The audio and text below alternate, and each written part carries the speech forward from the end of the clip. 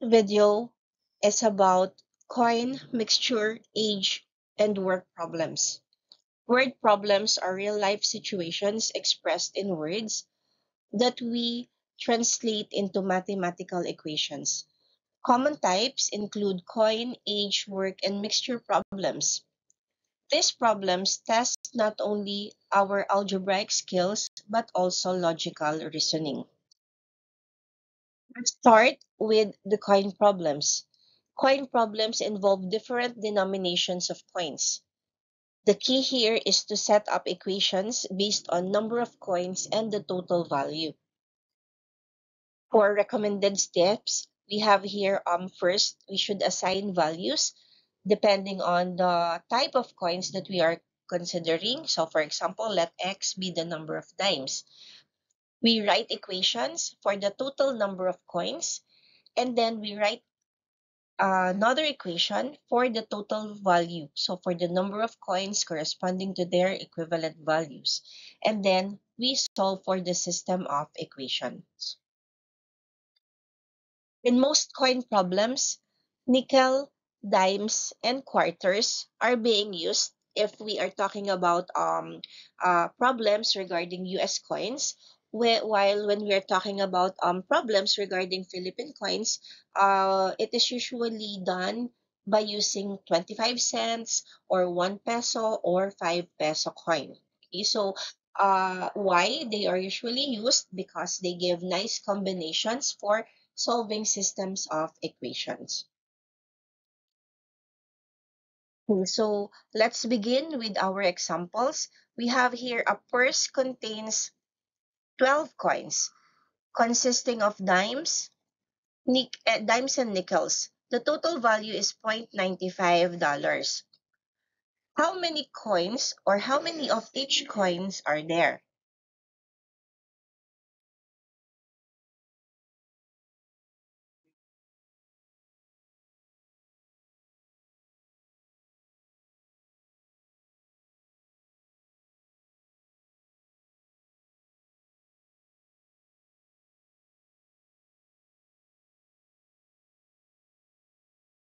For example, um, based on our previous slide, we say that dimes corresponds to 10 cents.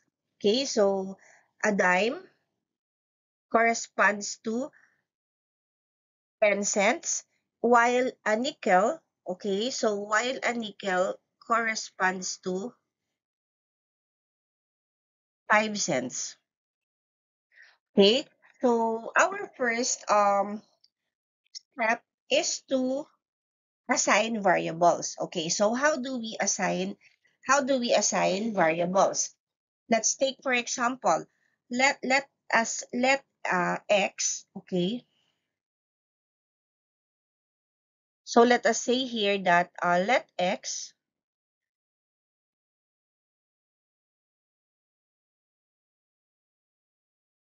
is assign x to the number of dimes, and let us assign y to the number of nickels.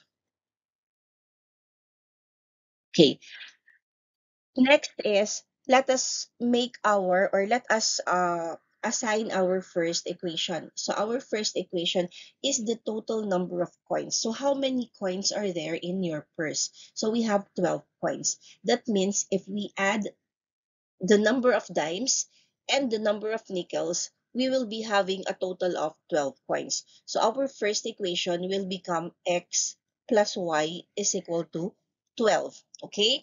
And then our next equation is about the number of coins together with their corresponding values. Okay, so what will be our next equation? Our next equation now will be how many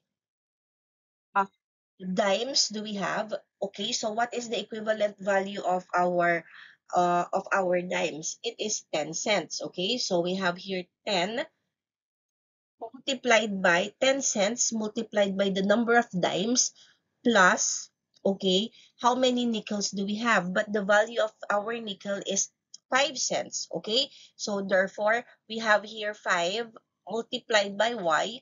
and the total, okay, so the total is 0.95 cents or $0.95. So that is in terms of cents. So this is $0.95, but in terms of cents, it is considered as 95 or 95 cents. So the total is 95 cents. So we have now two equations, okay, and we have two unknowns. So this is just easy because if we have two unknowns, which is your x and y, we are asked to have two equations, and we have indeed two equations here. So we can simplify our equation number 2, dividing equation number 2 into 5 to get its simplest form.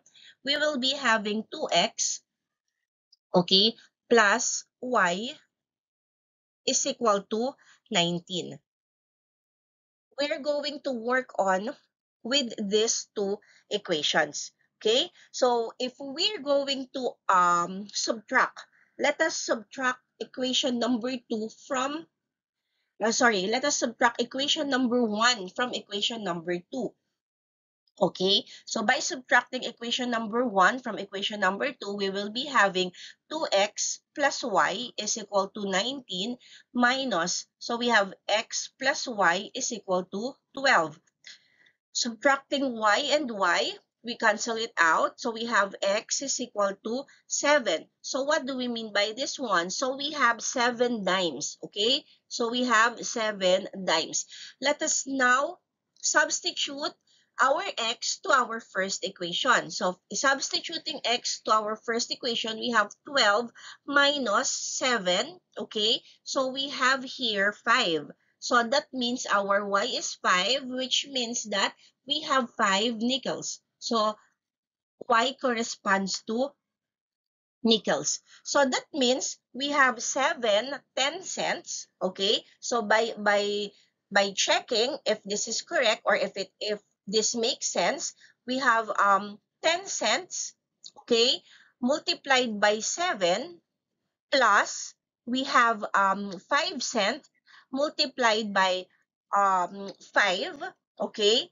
So how much is this one? So this will give us 70 cents plus this is 25 cents. So this amounts to 95 cents, which is what is being asked or what is provided in our problem. So this is how, okay? So this is how we're going to work on your coin problems. So what is important here is you know the equivalent value for your coins, okay? So in this problem, we have dimes, which is equivalent to 10 cents, and we have nickels, which is equivalent to 5 cents. So we just have to become familiar with those values. And in the previous slides, I have provided to you the different values both for Philippine currency and the US currency, which is often used in worded problems such as this. Okay, so let us go to our second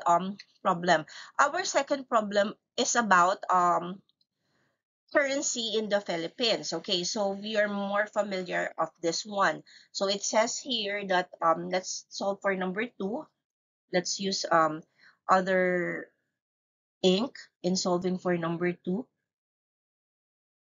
So we have here a coin bank contains 30 coins of 1 peso and 5 peso coins. So the 30 coins is a combination of the 1 peso and the 5 peso coins. If the total amount is 70 pesos, how many coins of each kind are there? So technically, our first example is just the same, okay? So it just varied because instead of using dimes and nickels, we used 1 peso and 5 peso coins instead. So we have here, let us assign, okay, let us assign variable. So let us say x corresponds to the number, okay, the number of your 1 peso coin, and then let us say y corresponds to the number of your 5 peso coin, okay? So how do we write our two equations, okay? So the first equation is for the number of coins, the total number of coins. It says here that how many x and how many y should we add, and if we add them, the total is 30 coins. Okay, and then what is our second equation? The second equation is the number of coins with their corresponding values. Okay, so since x corresponds to 1 peso, okay, we don't need to write 1 anymore beside your x, so we just have here x. Okay, and then plus 5, or y corresponds to 5 pesos. Okay, so therefore we have here 5 peso multiplied by y, and the total value or the total amount is 70 pesos. So as we can see here, we have two equations. So it is very simple that we can solve for our two unknowns, because two unknowns corresponds or needs two equations for us to solve for them. Okay, so what are we going to do? Let us use equation number 1. Okay, so let us simplify equation number 1, and using equation number 1, let us solve for y. Okay, so using equation number 1, y is equivalent to 30 minus x. And then we try to substitute this in our equation number 2. So how do we do that? We have here x, okay, plus 5. But what is y? Y is equivalent to 30 minus 6.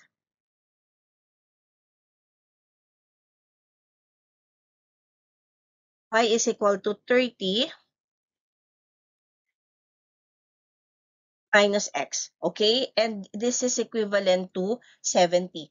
So, simplifying this one, we have x plus, this is 150, okay, minus 5x is equal to 70. So, transferring x to the other side of equation to make it positive, because we don't have any negative coin values, okay? So, we expect positive answers only here, because we are pertaining to exact number of coins. So we need to have whole number, okay? So we cannot have an answer which is one half of a dime, or one half of a nickel, or one half 5 peso coin. So it should be a whole number, okay? And also it should be a positive number, because it cannot be negative 35 peso coins, okay? So you have to bear that in your mind. So transferring your 5x to the other side of equation, it becomes 5x plus,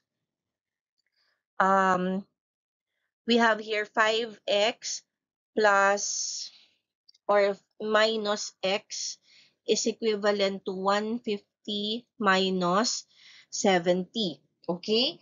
So simplifying further, we have 5x minus x is, this is 4x, and we have 150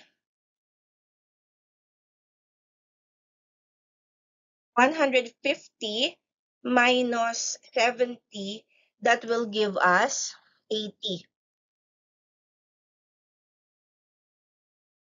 Okay, so we are trying to solve for x, so we divide both sides by 4. So 80 divided by 4, we have 20. So that means we have 21 peso coin. And then by substituting back again the value of x in this equation, we have 30 minus 20. So we have our y, which is equivalent to,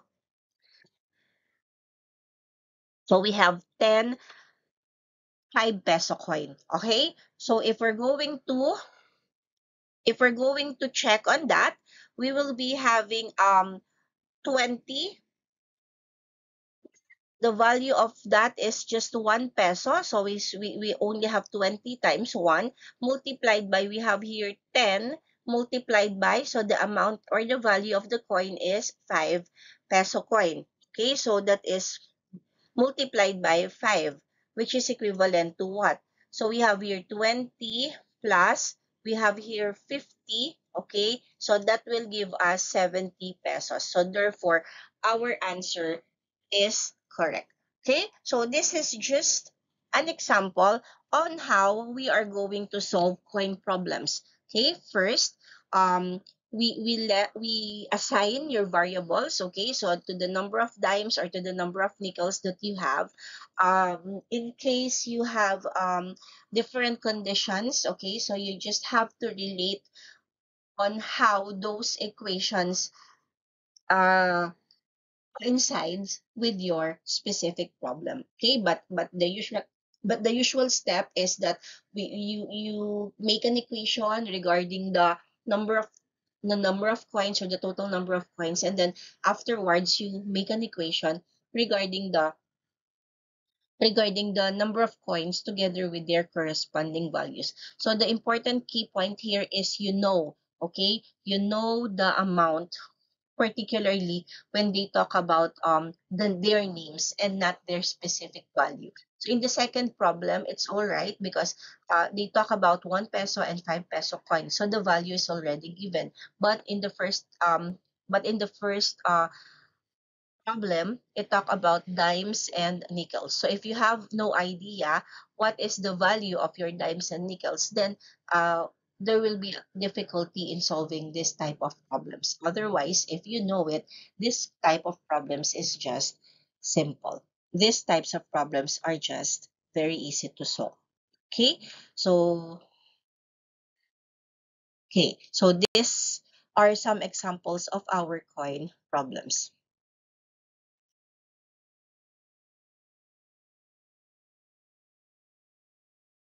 Now, let's go to age problems. Okay, so what do we consider when we are talking about age problems? So here are the key concepts. First, we're going to define variables. Okay, so we usually start with the present age, and then we're going to use relationships. Okay, so one age expressed in terms of another's age. So what we have here, or what we are talking about here, is the past, the present, and your future ages. Okay, so it is recommended, or uh, it will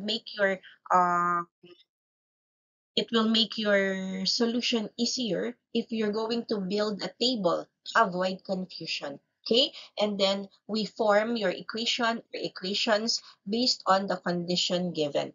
So then finally, we have to solve and check the answer. Okay, so for example, we have here your uh, example in table form. Okay, so let's say for example is this we define variable. How do we define variables? We usually start, okay, so we usually start with the age at the present. Okay, so we have here for example your we have here for example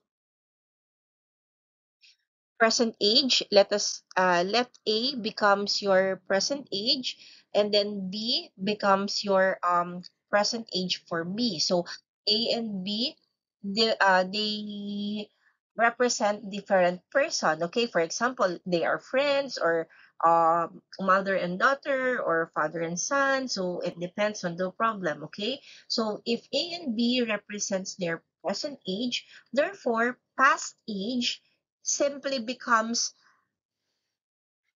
minus of the present age, or the difference of the present age. So for example, X years ago. So this will become the present age minus that year. Okay. So we have here A minus X, or we have here B minus X. Okay. However, when we say future, it is in the future. So that means we are adding a specific age from the present age. So this becomes A plus X, or B plus X, wherein X talks about the number of years from now, or now is your present. So you have to take note of different phrases like ago, okay, or in the future, or so you have to take notes of those specific keywords. They will be the one to tell you whether that is a past age, or that is a future age, or if that is a present age. So let us have an example, okay? So the key here is to always start with your present age as your variable, okay? And then it will be very helpful when you use tables, so you won't be confused. So those terms as ago or from now, so those specific keywords will give you a clue, okay? If we're talking about a present age or a past age and so on. Okay, so let us try solving these problems. So for example, let us try solving number one, okay? So Maria is 5 years older than Anna. In 3 years, Maria will be twice as old as Anna. Find their present ages, okay? So we have here Maria, this is our first person, and then this is Anna. This is our second person involved, okay? So we always use the present age as our variable. So let us now set variables, okay? So we have here let us x let x be the age of Anna, okay? So this is Anna's present age. So let x become Anna's present age. So let us now use the relationship, okay? So if Anna is X, it says here that Maria is 5 years older than Anna. So what do we mean by 5 years older? So that means that whatever your Anna's age is, we add to add five because it is the five corresponds to the number of years. So we can say that if Anna is X, then we can say that Maria is X plus Maria is X plus 5. So this is Maria's age. Okay, so this is Maria's age. So to illustrate, let us have a table. Okay, so this is Anna and this is Maria. Okay? So presently, their age is Anna is X and Maria is X plus 5. Okay. We have another condition. In 3 years, okay. So in 3 years, this signifies future. Okay? Because it is not yet happening. It will happen in the future. 3 years from now. Okay? So in 3 years, what do we mean by Anna's age? So after 3 years, Anna is no longer X. Okay? So we already added 3 years from her age. Okay? And likewise, if this is the age of Maria, okay, so we will be adding another 3 years from this. So we have here 5 plus 3. So after 3 years, Maria's age is now x plus 8 because the present age is x plus 5 and then we add 3 more years, so we have x plus 8. Okay, and then from this table, we make your equation. So what is our equation? It says here that in 3 years, so what is in 3 years? Maria's age, so Maria's age in 3 years is x plus 5 and that is equal, okay? So that will be twice as old as Anna. So how old is Anna? 3 years from now. So Anna is 3 years from now, x plus 3. And it says here that after 3 years, the age of Maria, which is x plus 8, will be twice as old as Anna. So it's Anna's age is x plus 3, so it will become twice, so therefore, we need to multiply this by 2. So we now have our equation. Okay, so in our equation, we only have one unknown. So since we have one equation with one unknown, this is easily solvable. Okay, so let us try to solve this. Okay, so x plus 8 is equivalent to 2x plus 3. Combining your x variable, so we have 2x minus x, okay, is equivalent to 8 minus 3. So we have here, so this is 8. Oh, so no. 2 times 3, so this is 6. Okay, I'm sorry. So we have here 2x minus x. So this is 8 minus 6. Okay, so we have here x is equal to 8 minus 6. We have 2. So we solved right away for x. And what is x? X is the age of Anna. Okay, so x is the age of Anna. So therefore, Anna's age is 2 years old. So Anna is 2 years old.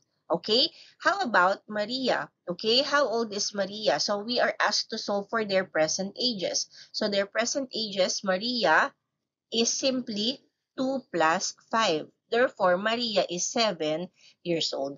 Okay, so let us apply the condition. Let us apply the condition. So if Anna is 2 years old now, after 3 years, Anna will become 5 years old. Okay, so if Maria is 7 years old now, after 3 years, she will become 10 years old. Okay, so if we're going to compare their ages, we can see here that the age of Maria is really twice as age of Anna because 10 is 2 times your 5. So therefore, our answer is reasonable. Okay, so it might be correct. Always remember that the conditions of your age, whether it is 3 years ago or it is 3 years from now, okay, or in the future, it will not change. The value will increase or decrease, but their difference will not alter. Okay, so for example, if Maria is older than Anna 5 years by 5 years now, after certain years, their age will always be the relationship of their age will always be like that. So they will Maria will always be uh, older than Anna by 5 years. So it will not change. So for example, after 3 years, we have 5 and 10. So what is the age difference? So it is still 5. So 5 years in the future, 5 years in the present, and 5 years in the past. So it will not change. Okay. So you have to consider that specific concept. Now, let us try solving number 2. Okay. So let me erase this first.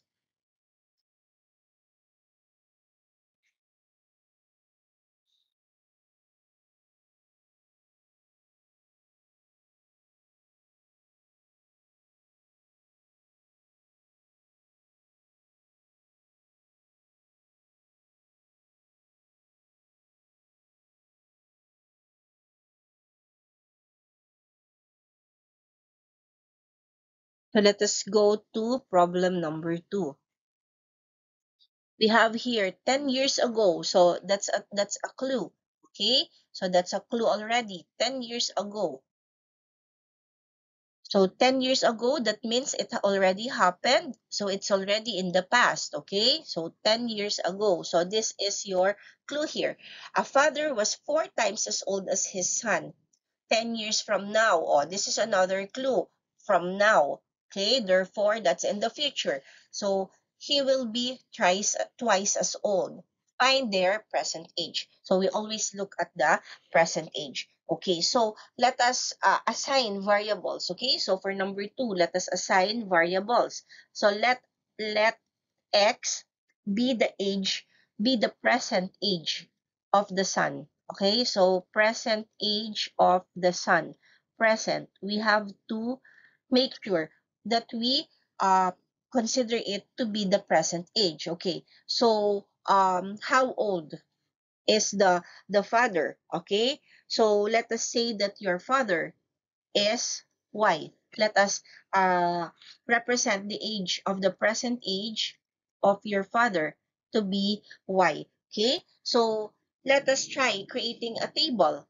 So this is for the son and this is for the father. Okay, so past tense, 10 years ago. So what happened 10 years ago? 10 years ago, So this is your present, and then this is 10 years from now. Okay, so the present age of son is X, the present age of father is Y. What happened to their age 10 years ago? So 10 years ago, this is X minus 10. 10 years ago, this is Y minus 10. 10 years from now, this is X plus 10, and this is Y plus 10, 10 years from now. Okay, now, for us to have an equations, okay, so let us consider the condition that happened 10 years ago and the condition given 10 years from now. Okay, so first equation is the past age relationship. So what is the past age relationship? So 10 years ago, that means your father age 10 years ago is 10 y minus 10. Okay, so the father was 4 times as old as his son. So 10 years ago, the age of his son is x minus 10. And the condition was 10 years ago, the father's age is 4 times the age of his son. That was 10 years ago. So our basis is the y minus 10 and the x minus 10. So let us simplify this equation. So we have y minus 10 is equal to 4x minus 40. Okay, so simplifying this further, we will be having, okay, so if we're going to simplify that, that is given by 4x minus y is equivalent to 30. Okay, then our condition 10 years from now. Okay, so 10 years from now, the age of the father is y plus 10. Okay, and he will be twice as old as the age of the sun. So 10 years from now, the age of the sun is x plus 10, and the condition is it will become twice as age of the sun. So we have to place 2 here, multiplied by the age of the sun. So simplifying this, we have y plus 10 is equal to 2x plus 20. Okay, so simplifying the equation, we have here solving for y. We have y is equal to 2x plus 10. Okay, so by manipulating the formula, and also y here is equivalent to 4x minus 30. Okay, so since we are talking about the same y here, they are just equal. So since they are equal, we can equate equation number 1 and equation number 2. So equating them, we have 4x minus 30 is equivalent to 2x plus 10. Okay, so we have here 4x minus 2x is equal to 10 plus 30. So we have here 2x is equal to 40 divided by 2. So x is equivalent to 20. So what is 20? 20 is the present age of the sun. Okay, so the present age of the son is 20 years old, while the present age of the father, let us just substitute this to any of our equation for y. Okay, so let us say here, we have 2 times 20 plus 10. So this is 40 plus 10. We have 50. So the present age of your father is 50 years old. Okay, so the son is 20 years old and the father is 50 years old. So let us check their condition. Okay, so 10 years ago, 10 years ago, so the son will be 20 minus 10, so he's 10 years old, while the father is 40 years old. That was 10 years ago. And indeed, the age of the father is 4 times the age of the son, which is 4 times 10 is equivalent to 40. Now, let us go 10 years from now. So 10 years from now, the son will become 30, while the father will become 60. Okay, and the relationship is still there because the age of the father is twice the age of the son, which is 2 times 30 is equal to 60. So therefore, this is one classic example wherein we can relate the present age, the past age, and the future age. Okay, so are these are some of the age problems that you might encounter. Okay, so let us go to the next. Next is the work problems. Okay, so how about work problems? So what are the things that we need to remember when we are dealing with work problems? Okay, so we have here the work rate formula. Okay, so the work rate formula, for example, if a worker can complete one job in T hours, okay, so the rate of work is given by 1 all over T. Okay, then we usually encounter combined work rate. Okay, so how do we analyze combined work rate? If, for example, if two or more workers are working together, okay, so we consider combined rate there. Okay, and combined rate is just equivalent to rate number one or the first worker plus rate number two or the second worker, and so on. Okay, so if we have two or more workers, then we have to have a total work done. So the total work done is equivalent to the work done is equivalent to rate multiplied by time. Okay, so for one whole job, it is considered as the rate one or the first rate or the rate of the first worker plus rate of the second worker times T, and we equate it with 1. Okay, so we always equate it with 1 because 1 here represents one complete job or one complete task. Okay, so we have partial work. What do we mean by partial work? If one worker does part of the job, find the fraction of work that was completed. Okay, so sometimes we have work problems wherein one worker started already half midday or one workers left after a certain specific of time. So we consider those things as partial works. Okay, so we have facts and tips. Some facts and tips in working on work problems. You always convert you always convert work problems into fractions of the job, okay, not percentage. So this is a classic example wherein fractions are very very useful. So fractions are very very useful in work problems because it is recommended that we always convert the equation into fractions of the job and not into their percentages. Okay, so time must be in the same unit. So what do we mean by time is must be in the same unit? So if we're talking about hours, so if we have combined work rate, so therefore all of them must be in hours. Okay. So if we're talking about days, um, and we have combined work rate, so that means that we always consider all workers work in a certain day. Okay, so if one is hours and another one is days or months or whatsoever, so we need to convert them so that at the end they will be having or sharing the same unit. Okay, so all hours or all days. Okay, so not 1 hour and one is about days. Okay, so they should be the same. So if workers in problems when workers leave or join midway, we have to split the problem into time intervals. Okay, so one problem for the workers working together and one problems when workers do not work together anymore. So we have to split them into separate time intervals. Okay, so let us have this example. No? So these are very simple example. The first is A.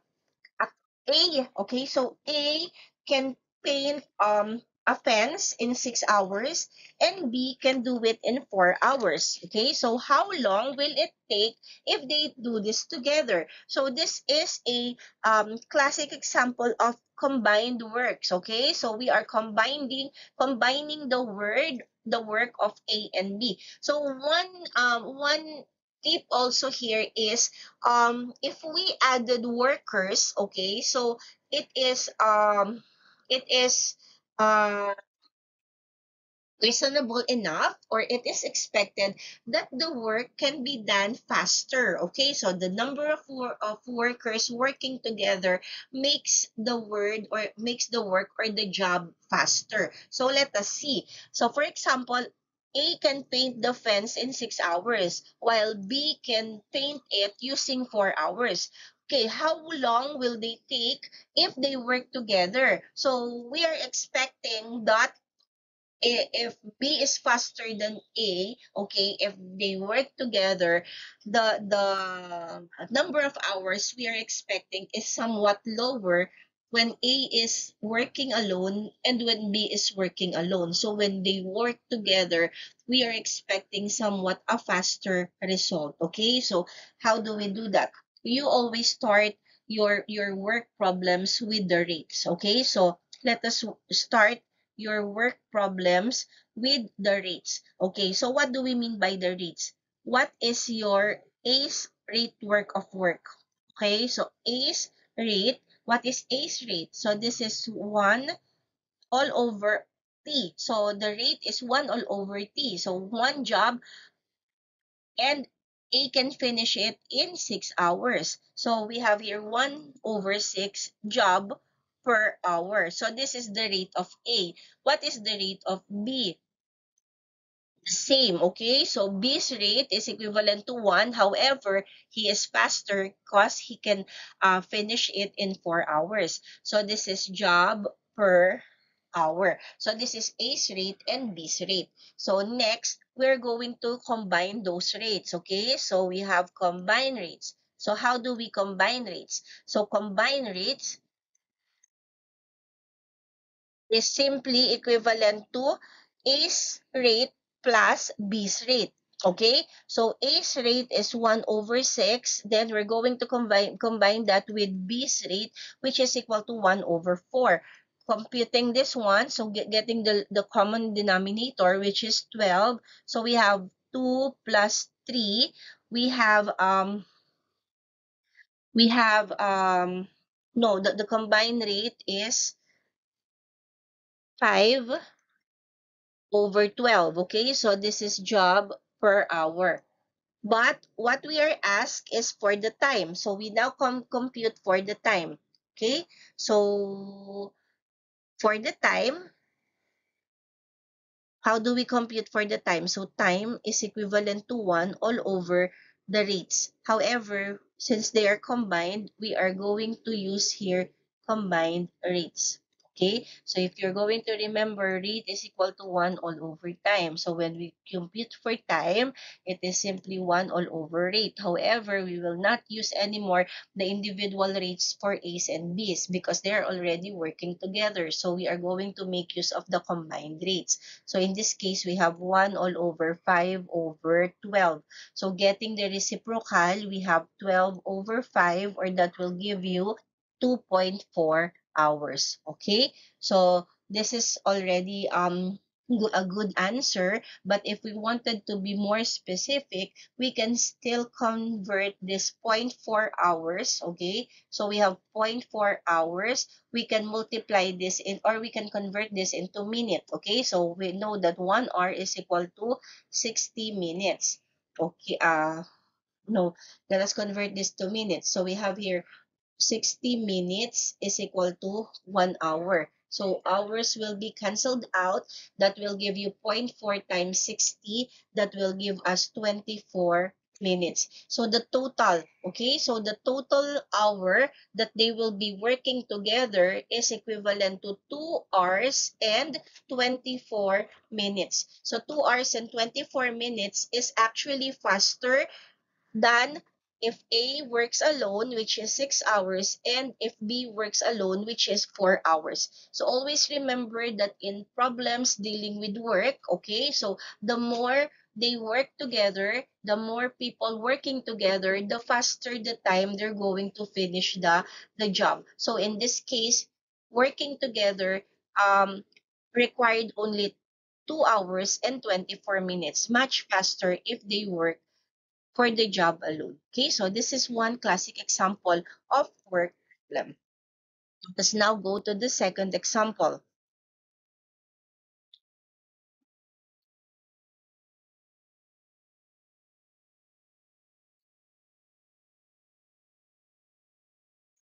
The second example is about negative works. Okay, so what do we mean by negative works?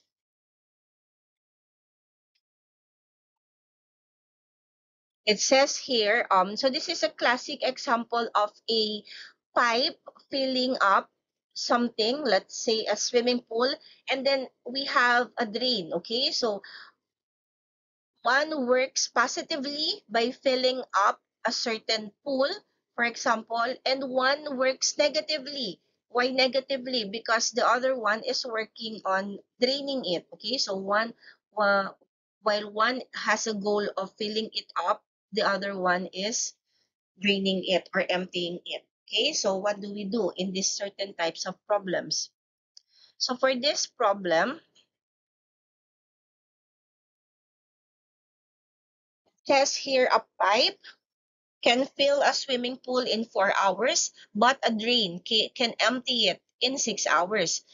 If both are open, how long will it take to fill up the pool? So what's the difference between the second example and the first example? So the first example is they are working on a certain job together. So it is only expected that they can easily finish the job earlier. But in the second example, it's a negation. Okay, so one is filling up the pool while the other one is draining up. So if one can fill up a pool at a certain number of hours while the other one is draining it, that means for you to completely fill it, it might take a certain time longer if the pipe is working alone because one is trying to empty it out. Okay, so how do we show that negation in our solution, in our equation? Okay, so first is let us uh let us determine the rates of the pipe and the drain. Okay, so let's determine the rates of each. Okay, so for the pipes, okay, for the pipe to fill it up, the rate is equivalent to 1 all over 4. Okay, job per hour. So I will be writing here positive. So why positive? Because its goal is to fill the pool. Okay, so let us now talk about the drain.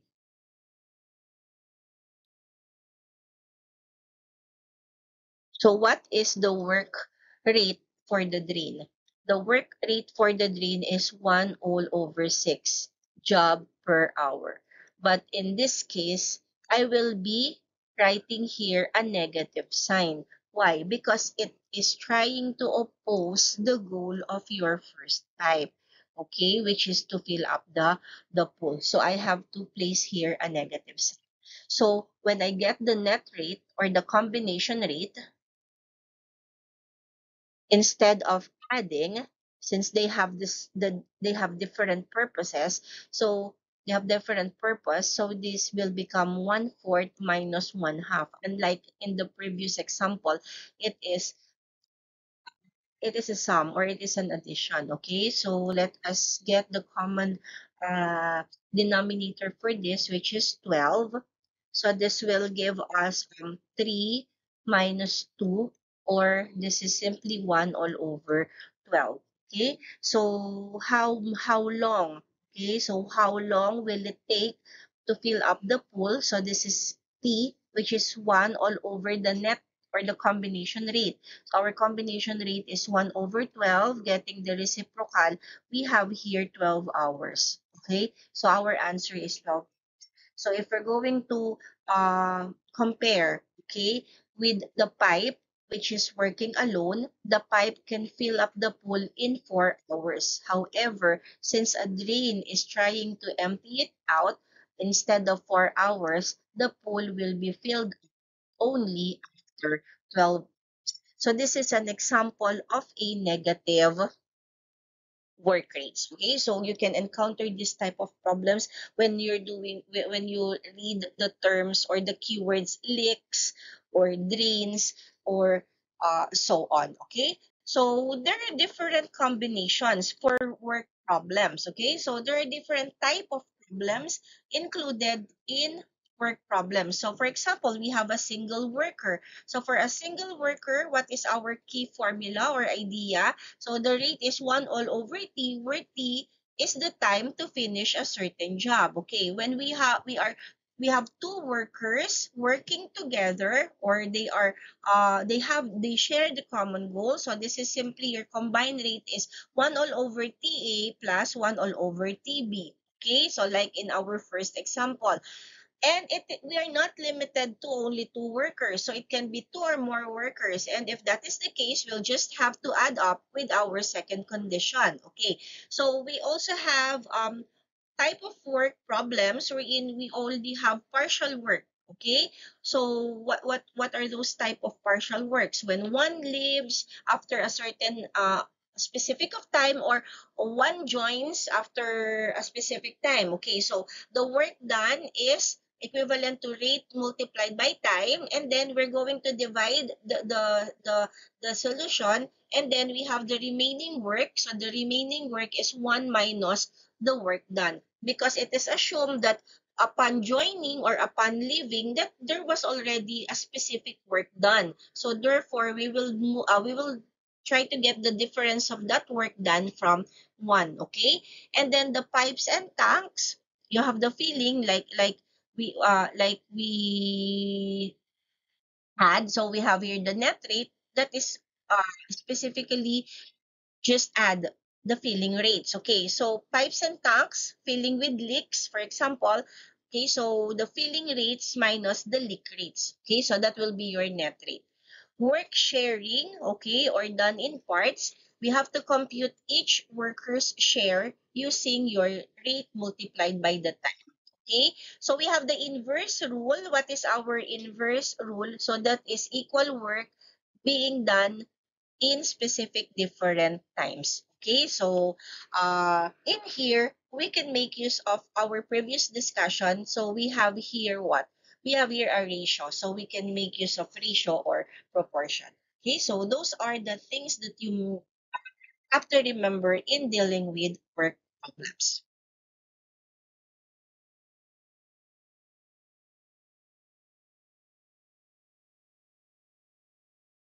Okay, last, let's have mixture problems. Okay, so what are the things to remember when dealing with mixture problems?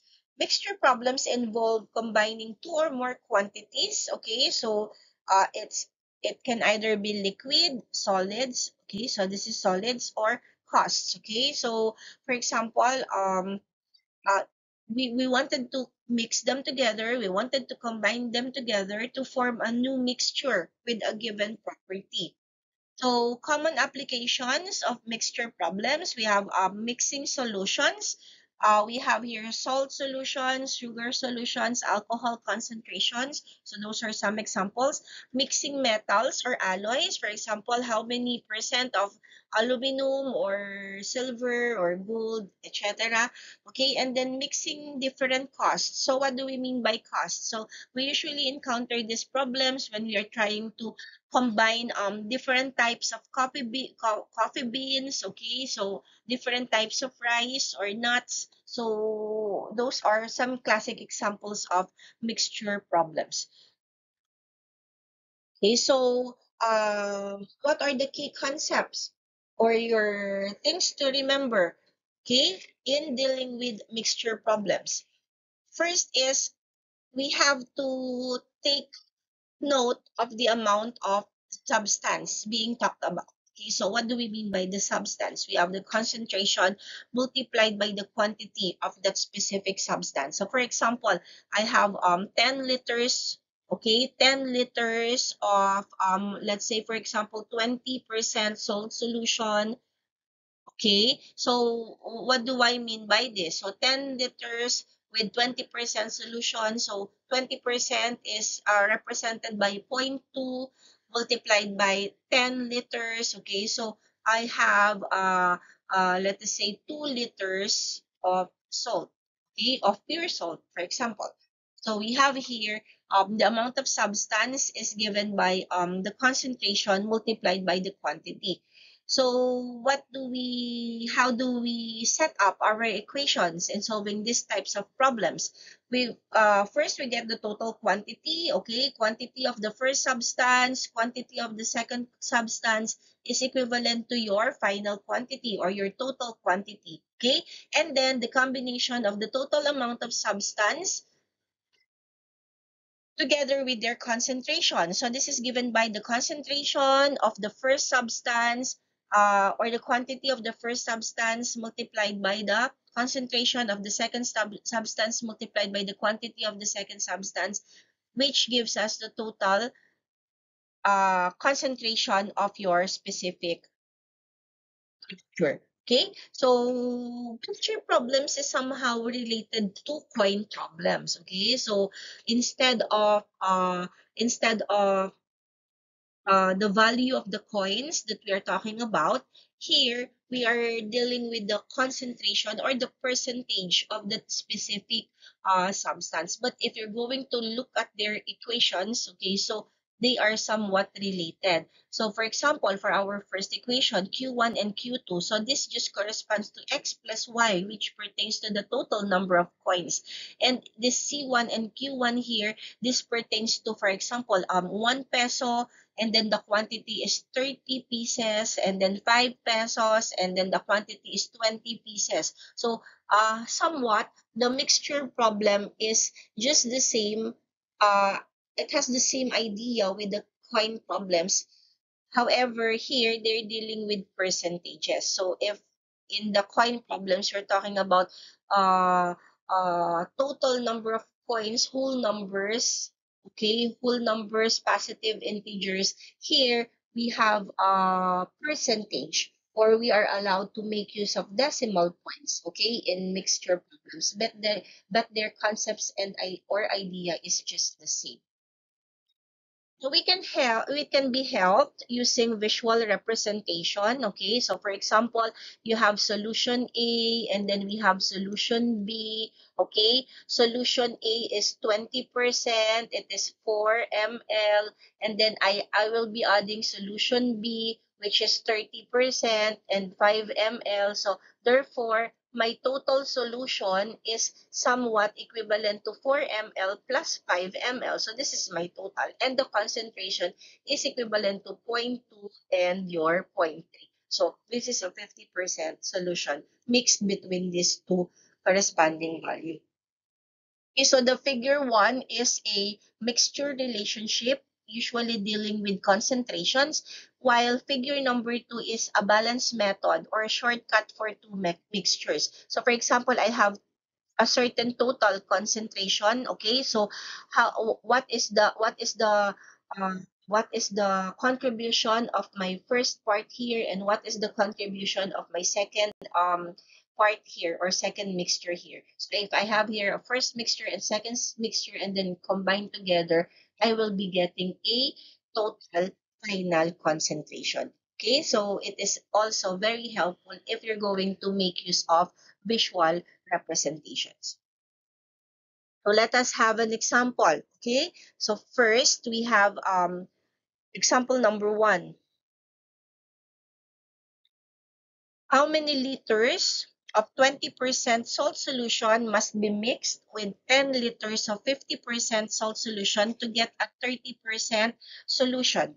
Okay, so what is the first thing to do? Let us assign, okay, let us assign a variable. So let us say let x um so anyway, we're just dealing with one solution, one type of concentration here, just salt solution. Okay, so the problem is each salt solution has different concentration. One salt solution is 20% of salt, and the other one is 50% of salt. And how much of each, what is the quantity of each, so that I can arrive at 30% solution. Okay, so we have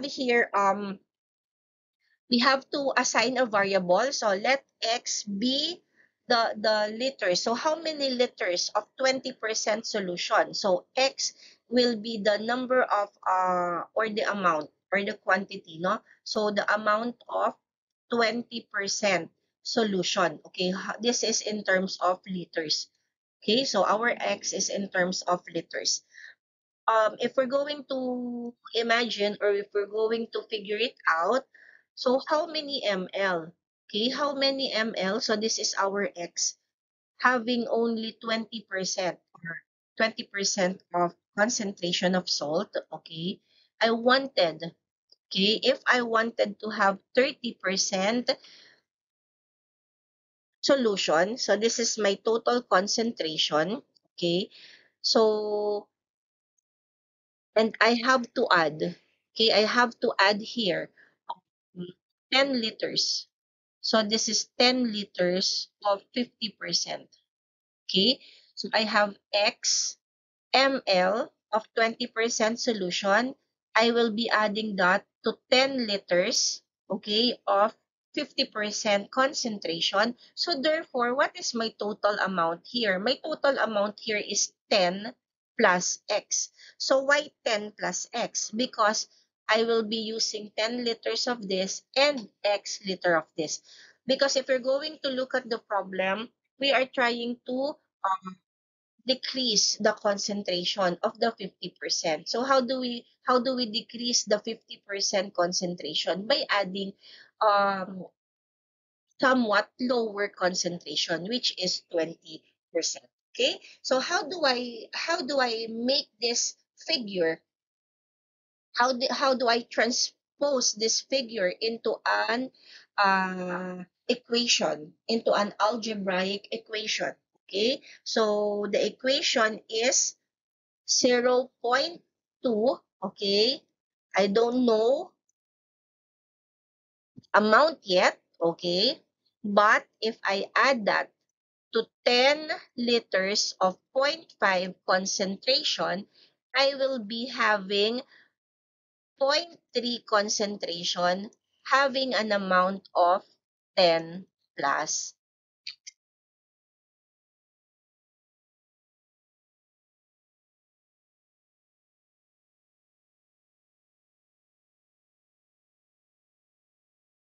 So this is my working equation now. Where did I get this? From here. Okay, so this one, it's here. This one, it's here. And the total is this one. Adding those two will give me a total of. We have one equation with one unknown. So this can be easily solved. Okay, so this is 0.2x plus this is 5 is equal to this is 3 plus 0.3x. So I have here 0.3x minus 0.2x is equal to 5 minus 3. Okay, so simplifying here, we have x is equal to 20. So the unit is liters. So I need 20 liters of 20% solution to add with 10 liters of 50% solution to come up with 30% solution, and the total quantity is 10 plus x. So that will become 30 liters of 30% salt solution. Okay, so that is how we solve mixture. Okay, so you try to figure it out by drawing or by creating your figure. Let us now go to example number 2. Let us go to our next example. A storekeeper mixes rice worth 40 pesos per gram with rice worth 60 pesos per gram to make 50 grams of rice worth 52 kilograms. How many kilograms of each should he use? Okay, so here, this is an example of a cost mixture wherein we are talking about same rice but different qualities of rice. Okay, so one rice is worth 40 pesos. The other one is 60 pesos per kilogram. So one high quality and one low quality. And we wanted to uh, and we wanted to have 50 kilograms of rice, which is worth 52 pesos, okay? By combining 40 pesos worth and 60 pesos worth per kilogram of. So how do we solve this type of problem? Okay, so let us assign variable first.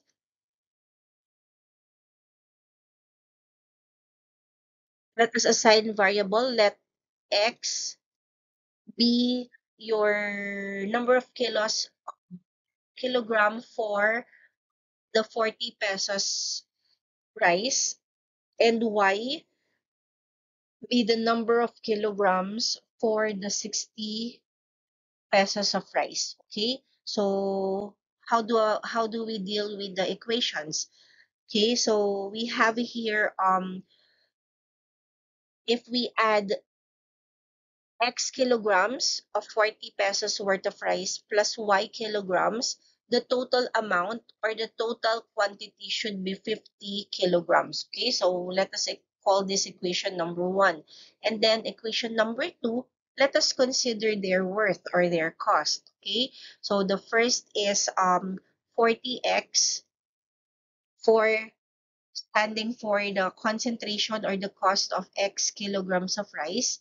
Then plus we have 60y, okay, is equivalent to 50, which is worth 52 pesos. So it contains the cost already.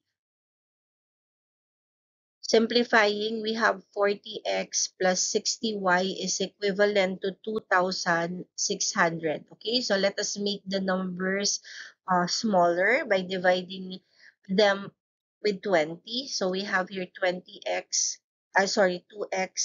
plus 3y is equivalent to 130. Okay, so I have here x kilograms worth 40. Then I have here 60 y kilograms, and I wanted to produce 52 50 kilograms. So this is x plus y that will give us 50 kilograms, and the cost is 52 pesos. Okay, so how much? So this is higher price, this is lower price. By getting some of them, we will be arriving at this is 52 pesos worth of rice. Okay, so let us now solve for the equation. So we can solve for x here. So equation number 1, x is equivalent to 50 minus y. And then by substituting this in our second equation, we have 2, but what is x? 50 minus y plus 3y is equal to 130. So I have here 100 minus 2y plus 3y is equal to 130. So this is y is equal to 30. No? So we have here y is 30 kilos. So the unit, don't forget the unit. So y is 30 kilos. Substituting the value of y here, we have 50 minus 30. So therefore, we have here 20 kilos of 40 pesos worth of. Okay, so our answer is 20 kilos and 30 kilos. If we sum it up, we have 50 kilos here, and then we have the combination of the cost. Okay, so 20 kilos worth of 20 kilos worth of 40 pesos of rice, and 30 kilos worth of 60 pesos of rice. We have 50 kilograms of 52 pesos worth of. So that is how we do mixture preps. Okay, so thank you for listening and have a nice day.